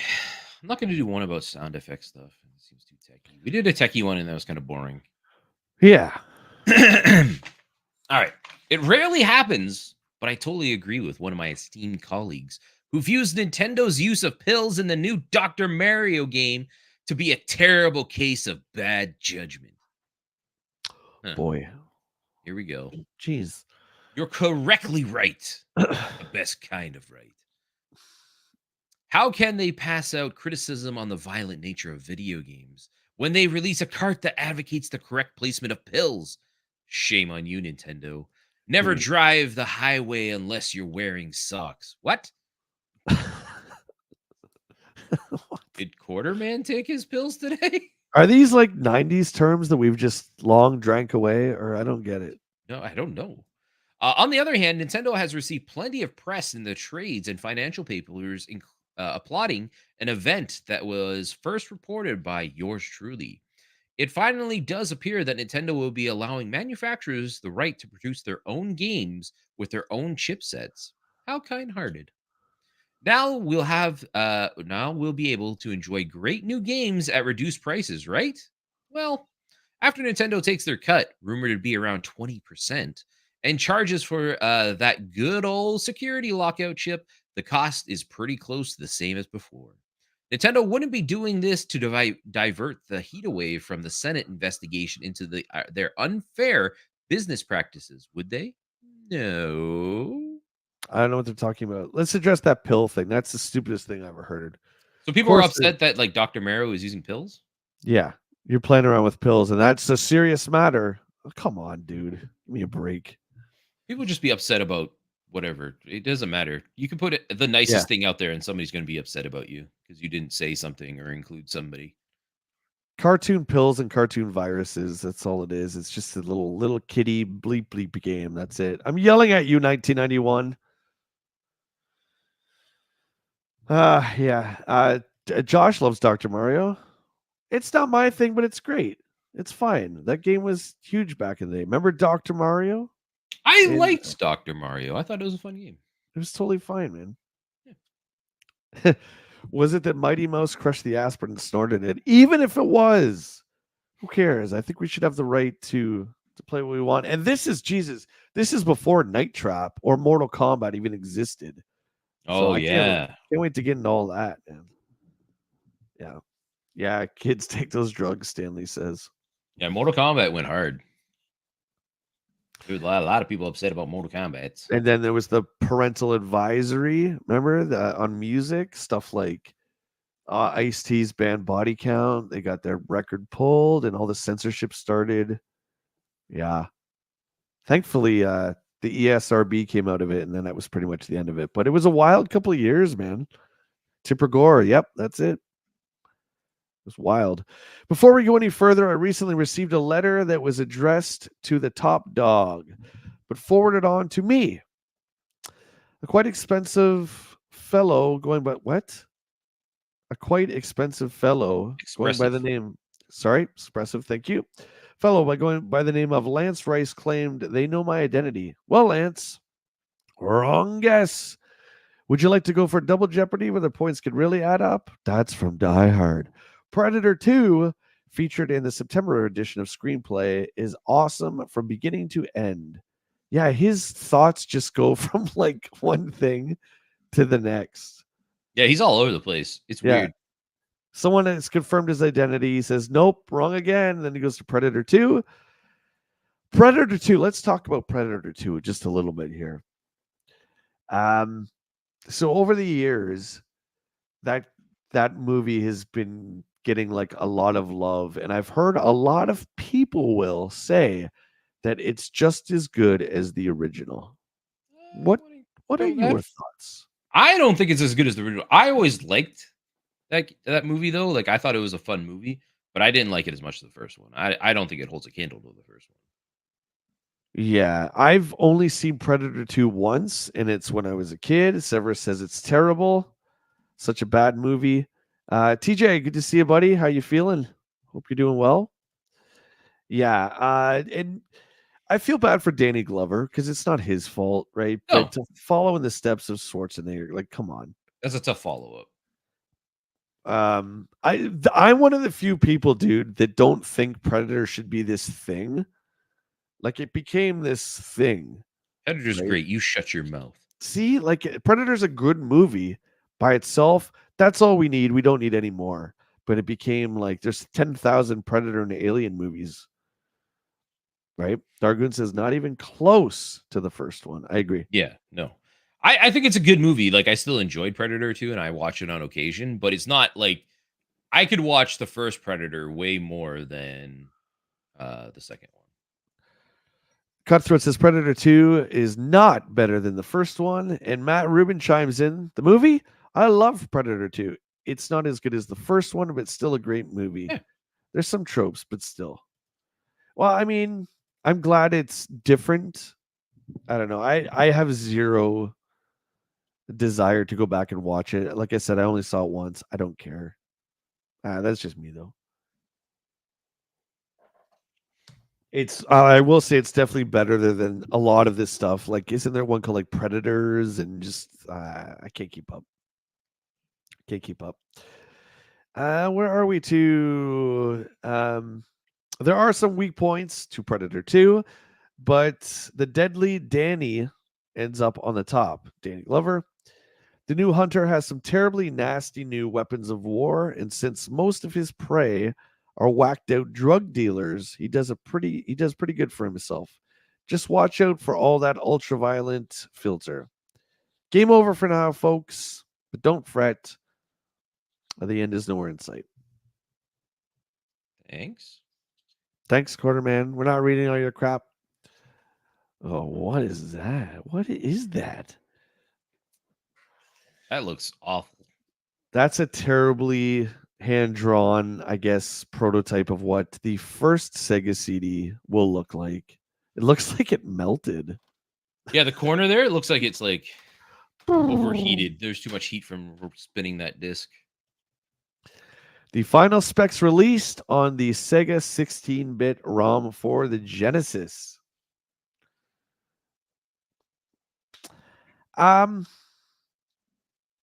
I didn't really get into CD-ROM games until the 3DO, and our mutual buddy Will had a Sega CD, but I don't really know anyone who had it. It was really expensive. And to me, it just wasn't worth it at the time. But I mean, when the 3DO came out, you're in a transitional period, right? So Yeah, I 3DO remember was, seeing friends with like them, and then like I was like, it's not really that big of a difference. yeah, the 3DO and like the Jag CD and all that just seemed a little more adult. You know what? If I could have afforded all of them back then, I'm sure I would have got it. I certainly have it now. I have the second one at least, but there's some games here they're showcasing. This is Monaco GP, or a new realistic version of Super Monaco. I don't know if that ever came out. I don't More recall a new realistic. version. Looks the same. Yeah, Forgotten Worlds Deluxe will be one of the first new games for the Sega CD. I don't remember Forgotten Worlds Deluxe either, but yeah. Eh. New converter allows you to play Game Boy games on your NES. Look, that thing looks melted too. Ugh. Though that's not super different from the Super Game Boy that came out later, right? For the Super Nintendo. Yeah, we didn't get one for the NES, and this is an No. NES shaped card. We got Super Game Boy was the first one, and then we had the GameCube adapter that played Game Boy Advance games that screwed onto the bottom. Yep. Yeah. CD32. Like the 32X, like CD attachment for the Genesis that popped in the top. Yeah, TJ, you're from across the pond there, so it might have been called that. I think you're thinking of the 32X. That's what it was called here. If that's what you're thinking of, Is I that the don't same know. thing? Is that what I'm thinking of, right? Yeah, I don't recall this one. Explain, my friend. Explain. This was cool. You guys remember Super Game Boy when it came out back in the day? I loved it because I've said countless times I don't like playing portable games. So to have the games blown up on your TV was perfect for me. Loved it. You had a Super Game Boy, didn't you? Yep. I love my Super Game Boy. We used to play. My brothers and I used to play Pokemon on that all the time because it was like on the big screen. We could play on the TV. The Commodore CD32, basically a console version of the Amiga. No. No, I'm recently over like the last 10 years getting caught up with that library of like PC. I never had any PC stuff growing up. Not until like 92, and our computer could barely run Doom. So yeah, I don't have any of the like the Amiga stuff was always awesome. Like I was always impressed with stuff like Rocketeer, but no, I never played that, dude. Next wave, Metal Storm. I remember this game. I like this game. It's a mech game. It looks like a mech Hmm? game. Yeah, Side-scrolling mech shooter. It was pretty fun. At least, well, like, Kid Willie remembers it being fun. but would it be fun now? I don't know. So it's a Find good a copy and idea. go back. That's a good idea. I mean, that's tempting fates, right? When we talk about films that we loved as kids, and then you go back and watch it, or TV shows, and you go back and watch it, and you're like, Yeah, prime sometimes it doesn't example. hold up. Yeah. Did you ever watch? And I'll admit it, I don't care. Did you ever watch 90210? Will? No. Okay, you're a little younger than me, just a little bit. I've heard of it. I've never seen it. And didn't they have like a remake they brought out or whatever? And I had no interest. Oh yeah, we don't talk about that. Oh, okay. It's like it was like Degrassi Next Generation, which by the way, that's where Drake came from. Everyone who listens to Drake, he was on Degrassi. That's where he got his start. Anyway, so Huh. 90210 was like a teen high school drama show that I watched. Loved it, and it came on syndication or came on some streaming platform not too long ago, and I tried to watch it again. So I don't know. It's like games like this. Do we dare go back and play it? I think Metal Storm you might be safe, but there's some of those games that we used to love, and when you go back and play it now, it's like, oh my god, they're not Yeah. as good as they were. I'm trying to remember. I Oh, can't it's think of here's Will's game of the year for this year. Gilligan's Island. Who do we One of know that was the big on Gilligan's Island? one of the rarer NES games now. Gilligan's Island sucks. I'm sorry, I hated that show, man. I've It was never been a. Well, that was like way before my time. oh same, yeah. It was just weird to me. I don't know. Matt says Metal Storm looks like a game I would have sought out if I'd known about it. Yeah, it's a Yeah, mech shooter. just I could see that. giant mechs and shooting stuff. What's can't go wrong? It was the last year of high school. And overweight, we had 30 Dylans at our school. Dude, you had people with sideburns in your high school? That's what always got me with that show. Was I mean, I was a late bloomer in terms of I don't know why I'm telling you about my facial hair, but it took me a long time to be able to grow facial hair, right? So when I was in high school, I had nothing. I say it And still to takes me a see while now, but yeah, it still takes me a while, but to see people with like sideburns, like you saw Dylan and Brandon in 90210, and it's like, okay, that's like a 30-year-old guy pretending to be a high school student, but still. I should try to scrounge up and put it in the Discord the time when Jay had really big mutton chops. Why do you have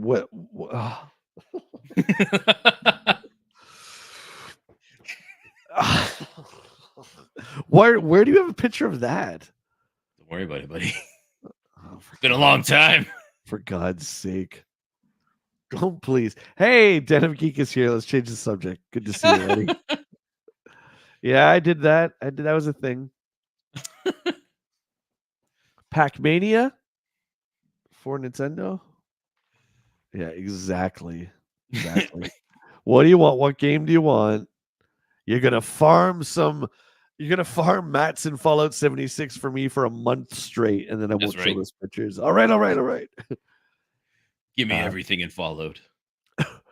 Pac-Mania, Thunder Force 4. I never played this. I don't. Guy, no, say that. Guy Nogue. I don't even want Gnig. Gnig? Yeah, I don't Gnoog? know. No idea. How are you Never heard of enjoying that. Fallout, by the way? Are you liking It's it? good. Yeah. Yeah. I'm probably gonna start actually going to probably start streaming it soon because there seems to be a few people that want to watch me play. So you may see it on the Twitch channel soon. Yeah, and we're gonna start doing it. I think next Sunday for Community Day, which will be good to have you a part of that. We're gonna just go, every other day, well, every other week, I should say. We're not gonna say goodbye to EGM. I know that everyone loves Yeah. that, including us. We're just gonna switch it out. I think next Sunday we're gonna start Fallout. So if you guys are channel members, you want to play Fallout 76 on Steam with us, please let us know. We'll add you to the private Discord, and we can rock and roll in the wasteland. Yeah. This is Master System, Buster Douglas boxing, Pat Riley basketball. Terrible versions of the Genesis games. Sorry, I'm skipping. Look at that artwork. Woo! I love it. Thunder Force 3. Oh my god. This was a game I always wanted. I never got it. I had the second one and that was it. You guys stop it. There's a picture of you with mutton chop. Okay. You want to embarrass me? Okay, I'll embarrass myself. Okay, Okay. it was 1999 and Dave Grohl was on. It was SNL and he had mutton chops and he had like the Fear and Loathing aviators on with a jean jacket, and I punked that look, man. Okay, there you go. Are you happy? So pretty much no different than today. There you go. There's the origin of the mutton chops. But yeah, I mean, I couldn't. In my fairness, in my defense, I couldn't grow like a beard like now. So there you go. Not like this Viking over here. This is all I can do. Okay, this guy's like a Viking. It's different. I'm gonna be braiding it soon. Get ready for that. That'll work. That'll work. See what it looks If Jay ever became prime minister, like. God help Canada in the first place, but still. ban this guy. Just, Hey, you talk. You want me to talk about Dick Tracy? Nobody cares about Dick Tracy. Everybody forgets about Dick Tracy. Listen, around this time we had the Warren Beatty movie with Al Pacino, Warren Madonna? Beatty, Madonna. Don't you remember the Playmates toys? This was huge, man. Yeah, but who remembers Dick Tracy now? Nobody. It's a different kind of movie. There was an adult movie called Dick Tracer, loosely based off of Dick Tracy. There totally was back in the day. I'm just saying. What? There was, dude. Google it right now. No, I'm not Googling. I'm going to be put on a watch list for Googling something like that. It's adult movie, you dummy. Why does this guy want to trace dicks? No, it's genitalia trackers.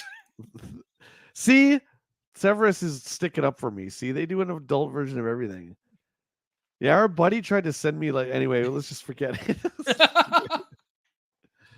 I remember I was like when we were really into Overwatch a lot.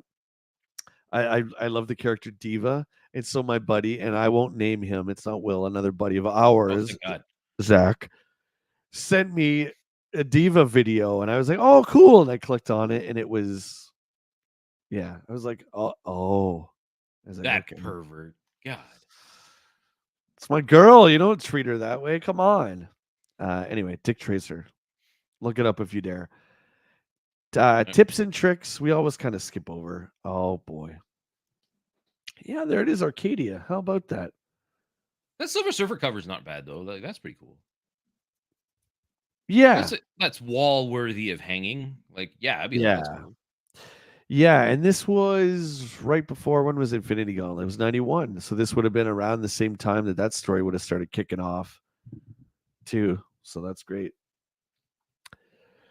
If you guys want to get your pens and paper out, you can write down some of these tricks. If not, we're just going to kind of glance over them. Bomberman gets no respect. I like Bomberman, Matt, but the problem is Bomberman is just Bomberman. Iterations of Bomberman today just haven't changed since Bomberman back in the day. I don't know. There's a great ad. Bomberman. Yeah.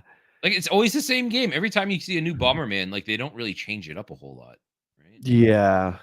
Okay. If you've played Bomberman on Super Nintendo, I think that's the one I played the most. If you have people playing with you, it's fun. But to play Bomberman by yourself, it's kind of like if you play Mario Party by yourself. It's like, yeah, I'm not going to play it by myself. It's like, right? I have fond memories, like Wes and I, when we lived together, we used to have Bomberman nights with the Bomberman 360 version from the arcade. Man, we would have like fun playing those together with people. But yeah, like, that was the last time I really got into Bomberman. Oh, I forgot you and Wes were roommates, dude. Are we this old? We can't be this old. Like, we can't be this old. And you and I met when I was 19. And then next year I will be 40.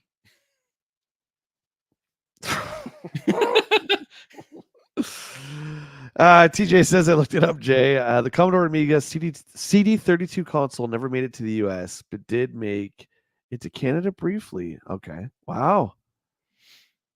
That's like TJ, do you remember the here's a hipster console for you. Do you remember the Neo Geo CD?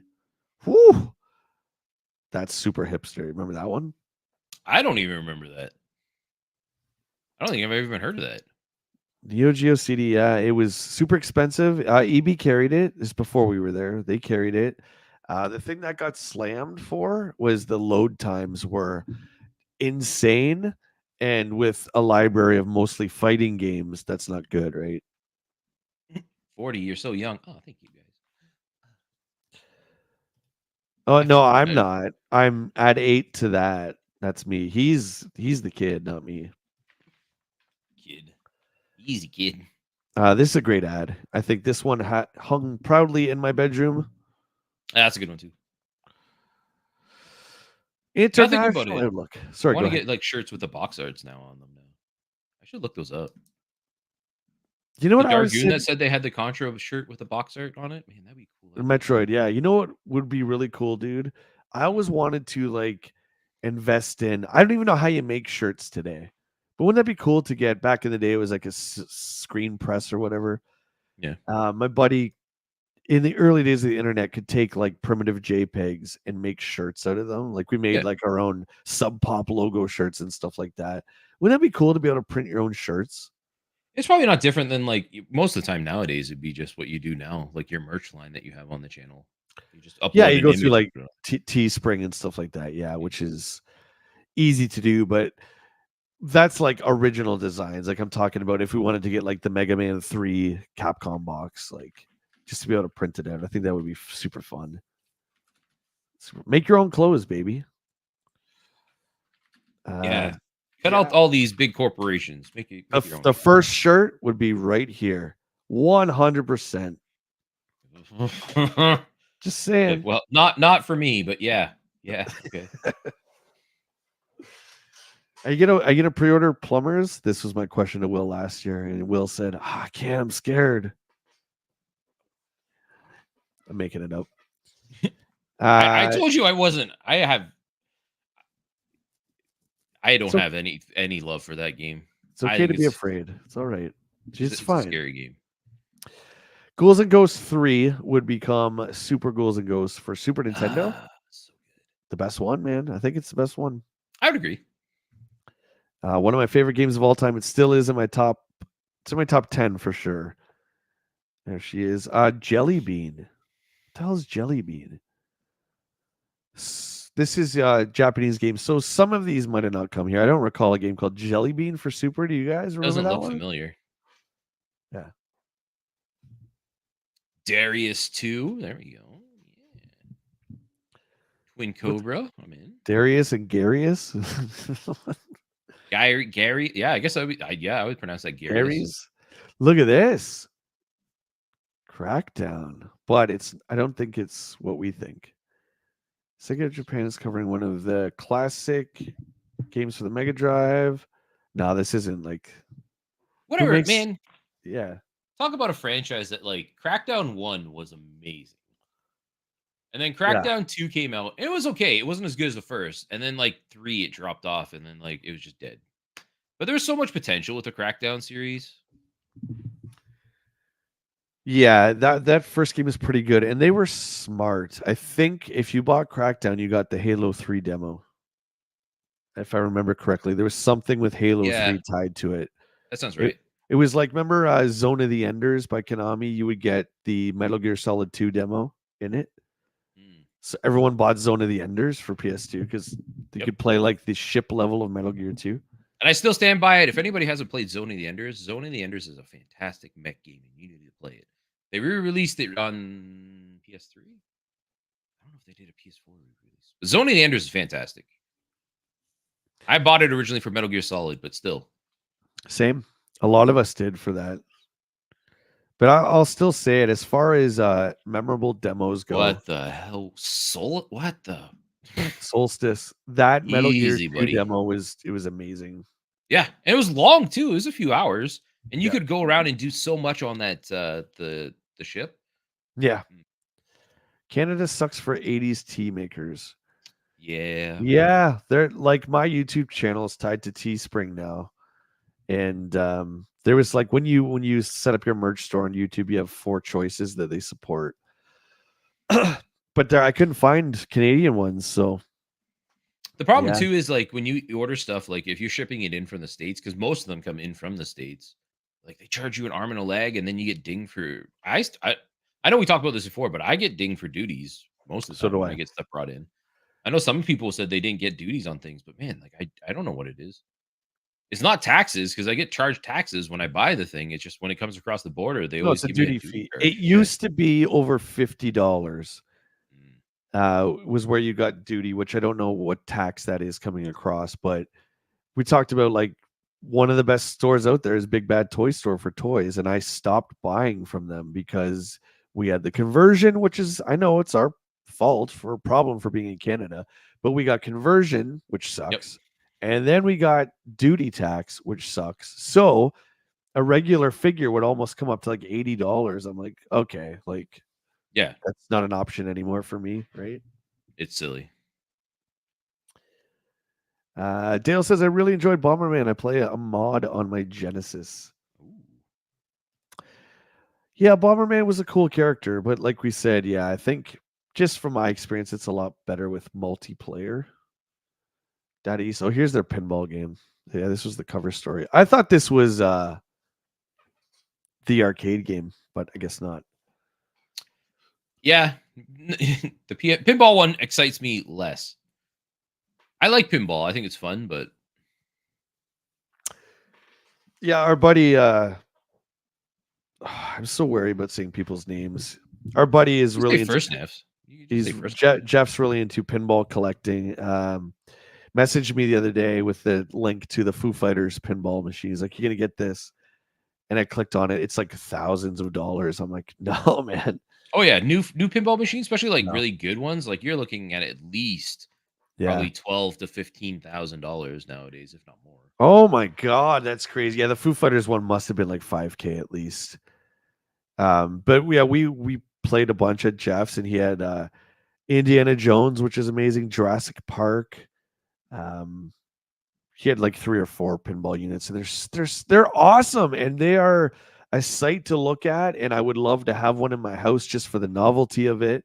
Mhm. But you also have to know a lot about maintenance, way Yeah, more than you do an arcade cab. yeah. You can't just leave it Yeah. there and then not tend to it for years because then it's just not gonna work. Yeah, you have metal parts that, well, I don't know how you clean them. I don't know anything about that, but you have to open it up and clean the parts out. And how would you go about, like, let's look at the Simpsons game, for instance, okay? So let's just say you're playing and there's like a metal or plastic Bart head, and that broke somehow, the ball like damaged it and it cracked. Where would you ever find a Bart head for this specific pinball to replace it? Do you know what I mean? Like, Yeah, that's always kind of in my mind where it's like it would just seem like so much work to maintain it. Yeah, Dargoon says, yeah, the duty is insane now. Glad my collectors are, or my collections are mostly complete by now because it would be unfeasible in 2024 to start collecting and importing. Yeah, yeah. It would be crazy now. dude, that's why I slam the brakes on and I just do vintage, and it will be literally local, or if I go around to stores. Like Will and I are still going to do a trip soon. Mhm. So Check out some game stores, and that's fine because we don't have to pay for shipping or any of that. But yeah, the new stuff is just too much. yeah, we should ask because Jeff wanted to come down too. Maybe we can do it all together. See if Jeff wants to do like a big road trip. Yeah, that would be good. We'll definitely live stream a bunch of it for sure. That'll be a lot of fun. Simpsons with spray paint. What is this? Oh, this is the NES Simpsons. Bart versus the Space Mutants, I think was the first one. I do not like that game. I don't like any of these games. The Ren and Stimpy games, the Beavis and Butthead, they're all bad. Wayne's World. Yeah, I don't like it. Don't like any of them. This, on the other hand, Yeah, yeah. you, my friend, are in possession of the actual arcade game of this, aren't you? Yep. Well, like the one up arcade. like production unit. Yeah, yeah, I have one in the lounge area. Yeah, that's one I was a little bit later to the collecting of the one-ups, but I missed Turtles by a hair. Yeah, that one would have been here for sure. But this is the port of the arcade game for the NES, which was a really, really exciting time that we were going to Ah, get it was so our. well handled. It was well done, man. It really was. Cutthroat, yes, there was the two. One was based off of Crazy Taxi, and the other one was based off of Grand Theft Auto. Yeah, Yeah, Simpsons Hit and Run. yeah, they were fun. Choo- Uh, Choose your favorite tortoise. $200 on a sideshow statue, Severus. That's insane. I had my last order I got in was the Final Fantasy VII Rebirth Collector's Edition, and that was about 400 US. And then they dinged me like $90 at the door for Oh, stop. yeah, I remember too. Like during the pandemic, when lots of people were ordering online, right? Most people were. Stuff would come to the door, and you'd pull out your card, and they're like, "Well, we can't take that." So it's just like, okay, so why are you here then? It's like, well, we're here to let you know that it'll be at the post office tomorrow. It's like, okay. Uh, Yeah, I like they s- used to do that. I got put into collections because I didn't know there was a duty.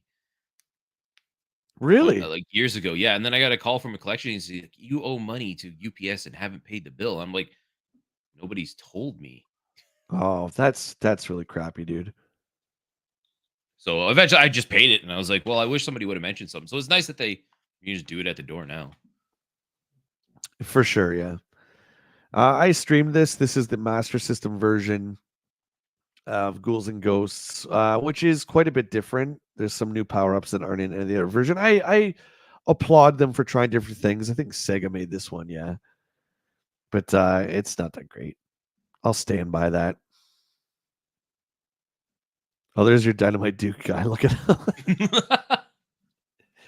He doesn't have blonde hair at all.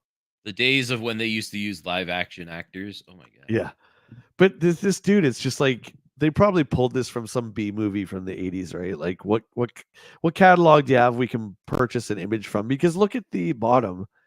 Dynamite Duke, yeah, he's got red and blonde hair and a red suit.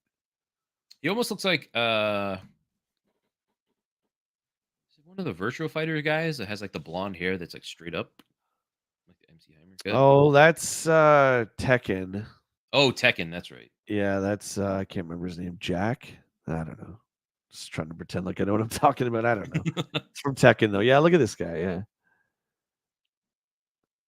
Yeah, you're right, Dale. Yeah, you could do some melee fighting. That's not bad. I want to try this. We got some Madden football for all you football fans. And there's the man himself. Big man. Is Madden still alive? How old is he? I don't know. I'm sure Cutthroat knows. I think he is. I think he is. Oh, he's not? Really? I know they December stopped putting. 2021 he died. Oh, that's pretty recent. Oh, wow. Eh. That sucks. Yeah, they stopped putting him on the cover. I think 2001 or 2002, they started putting the players on the cover, but it was Madden for a long time. Oh, Yeah. RIP, John. Very important in the history of video games, 100%. Castle of Illusion. Here's that Mickey Mouse game. Yeah, this game is crazy awesome. Ah, so good. Disney had a good run of like amazing video games during this era. Good stuff, good graphics. Even if it's Mickey Mouse, I'll allow it. Is this the one that they had like a remake on recently? Is it Castle Illusion they re-released? The other big one on Genesis was Fantasia, and then there was Quackshot starring Donald Duck, which was another big one. But Quackshot was more like Indiana Jones. Donald was like a adventurer kind of guy. Yeah, I don't know. Yeah, they had like a full 3D remake of this game. That's right. Yeah. $4 Well, I on remember. Steam at the moment. I think it was 2013 they did DuckTales. Remember that came out for everything. Yep. That was the weird, like when you got the physical 360. There's PS3 360 and Wii U, And I think for 360 you opened it and it was the card, remember? Yeah, yeah, yeah. Now Yeah, all that was my the start of like the codes in the boxes. yeah, my Fallout expansions too are like that. I have all the Fallout expansions, physical cases, and you open them up and it's just like the live code. It's like so Yeah, that's weird. Fallout 3. They started with that, right? Fallout 3, yeah. Yeah. Yeah, Quackshot was great. Great replayability. This is Ninja Spirit, tips and tricks for the turbo player. Rygar. I think these are just deep dives. That's what the fact files are, just telling you, Mm. showing you a bit more of the game, which is great. Game Boy Club. Oh, excuse me. Play it again. And JT, I don't think there's Bishu, buddy. I think they're done, man. At least in EGM. I hope they come back Kung because Fu Master. they've still been around a few years. Yeah. Anything good Gremlins here? 2. Gremlins 2, yeah. Double dribble. Operation C. Oh, that was good. Mm. This is Wall of Text. Extra, extra. Ultimate Game Club tells all. Oh, this, yeah. Just a wall of text. Oh, it's just pricing on stuff. Look at the pricing on some of these things. It's still $49.99, so $50 US. Probably like $60 Canadian. Like prices really haven't gone like tremendously They up. haven't, dude. And this is American too. And look at Yeah. kind of middle right, the bottom column, the super graphics, that system I'm always talking about. Look how much it Mm. was. Yeah. 359. Holy Ghouls and crap. Ghosts, 109.99. Yeah. Yep. Power up. Super play. In Sector X, that was a great one. That's where it was like that insect side scroller shooter. Who makes that? Is it who makes that? I never even See, heard of that. in Sector X, yeah, it's pretty good. Win a Huh. free CD. Oh my god, it's like the best day ever. I don't know what this is. Ultimate 2. This is just more. See, it. I feel like a lot of their segments, as much as I love, they're kind of not really clear what it is. I think these are just more deep dives into games. Yeah, it's just like mashed together. It's like their end stuff. They're like, See ya, Batman. Josh. Thanks for hanging out, buddy. You have yourself a good one. Are you streaming today, by the way? Playing some Call of Duty? Yeah, games have always been pricey. Yeah, you got it, man. You Always. got it. It's to me like there was the big controversy with the price of Star Wars Outlaws, and I was just like, and maybe it's because Will and I worked in the store for so long, but it's like that's what collector's editions cost, right? It's just what they This is cost. cool. Yeah, the They're like the Ultima 2 map. map. It's like hand drawn. Man, I would put that on a wall. That'd be cool. That's definitely a wall decoration for sure. Beautiful. For those of you who want to get tips from games made by Toho, now's your chance. Oh my god.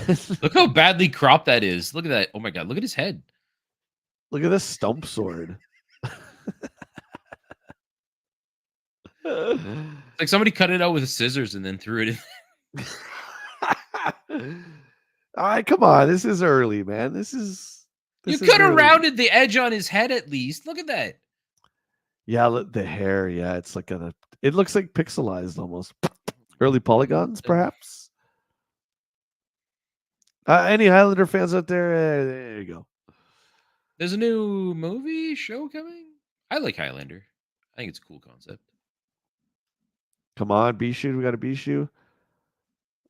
These are all. These are more. I think these are import stores.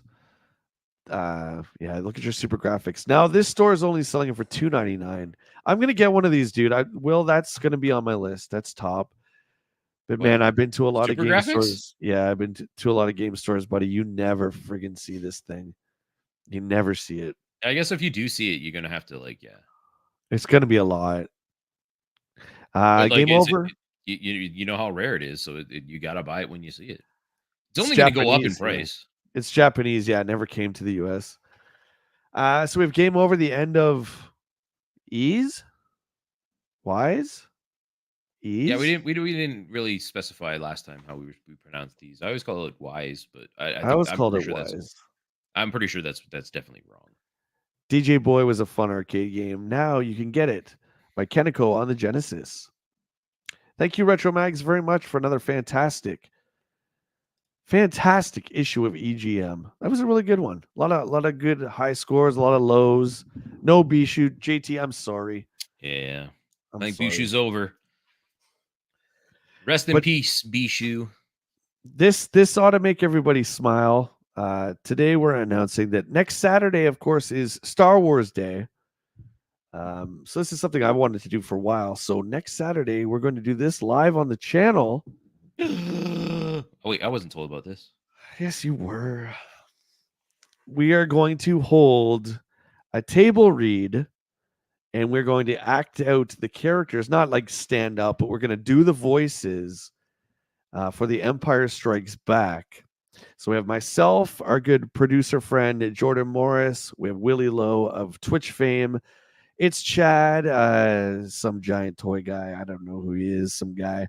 Hans Chow, of course, will be here as part of the cast. Our buddy Lawrence from A Punk with Toys. And, of course, Zazel from all the way across the world in Australia. Woo! For joining us together. And we're going to be doing a table read of The Empire Strikes Back for your entertainment. It'll be at 7 o'clock on Star Wars Day, which is 7 at night next Saturday, May 4th. Hopefully you guys can join us. That's going to be a lot of fun. Hopefully you get some laughs and some entertainment out of that. And Willie, what you got going on? You're streaming today, yeah?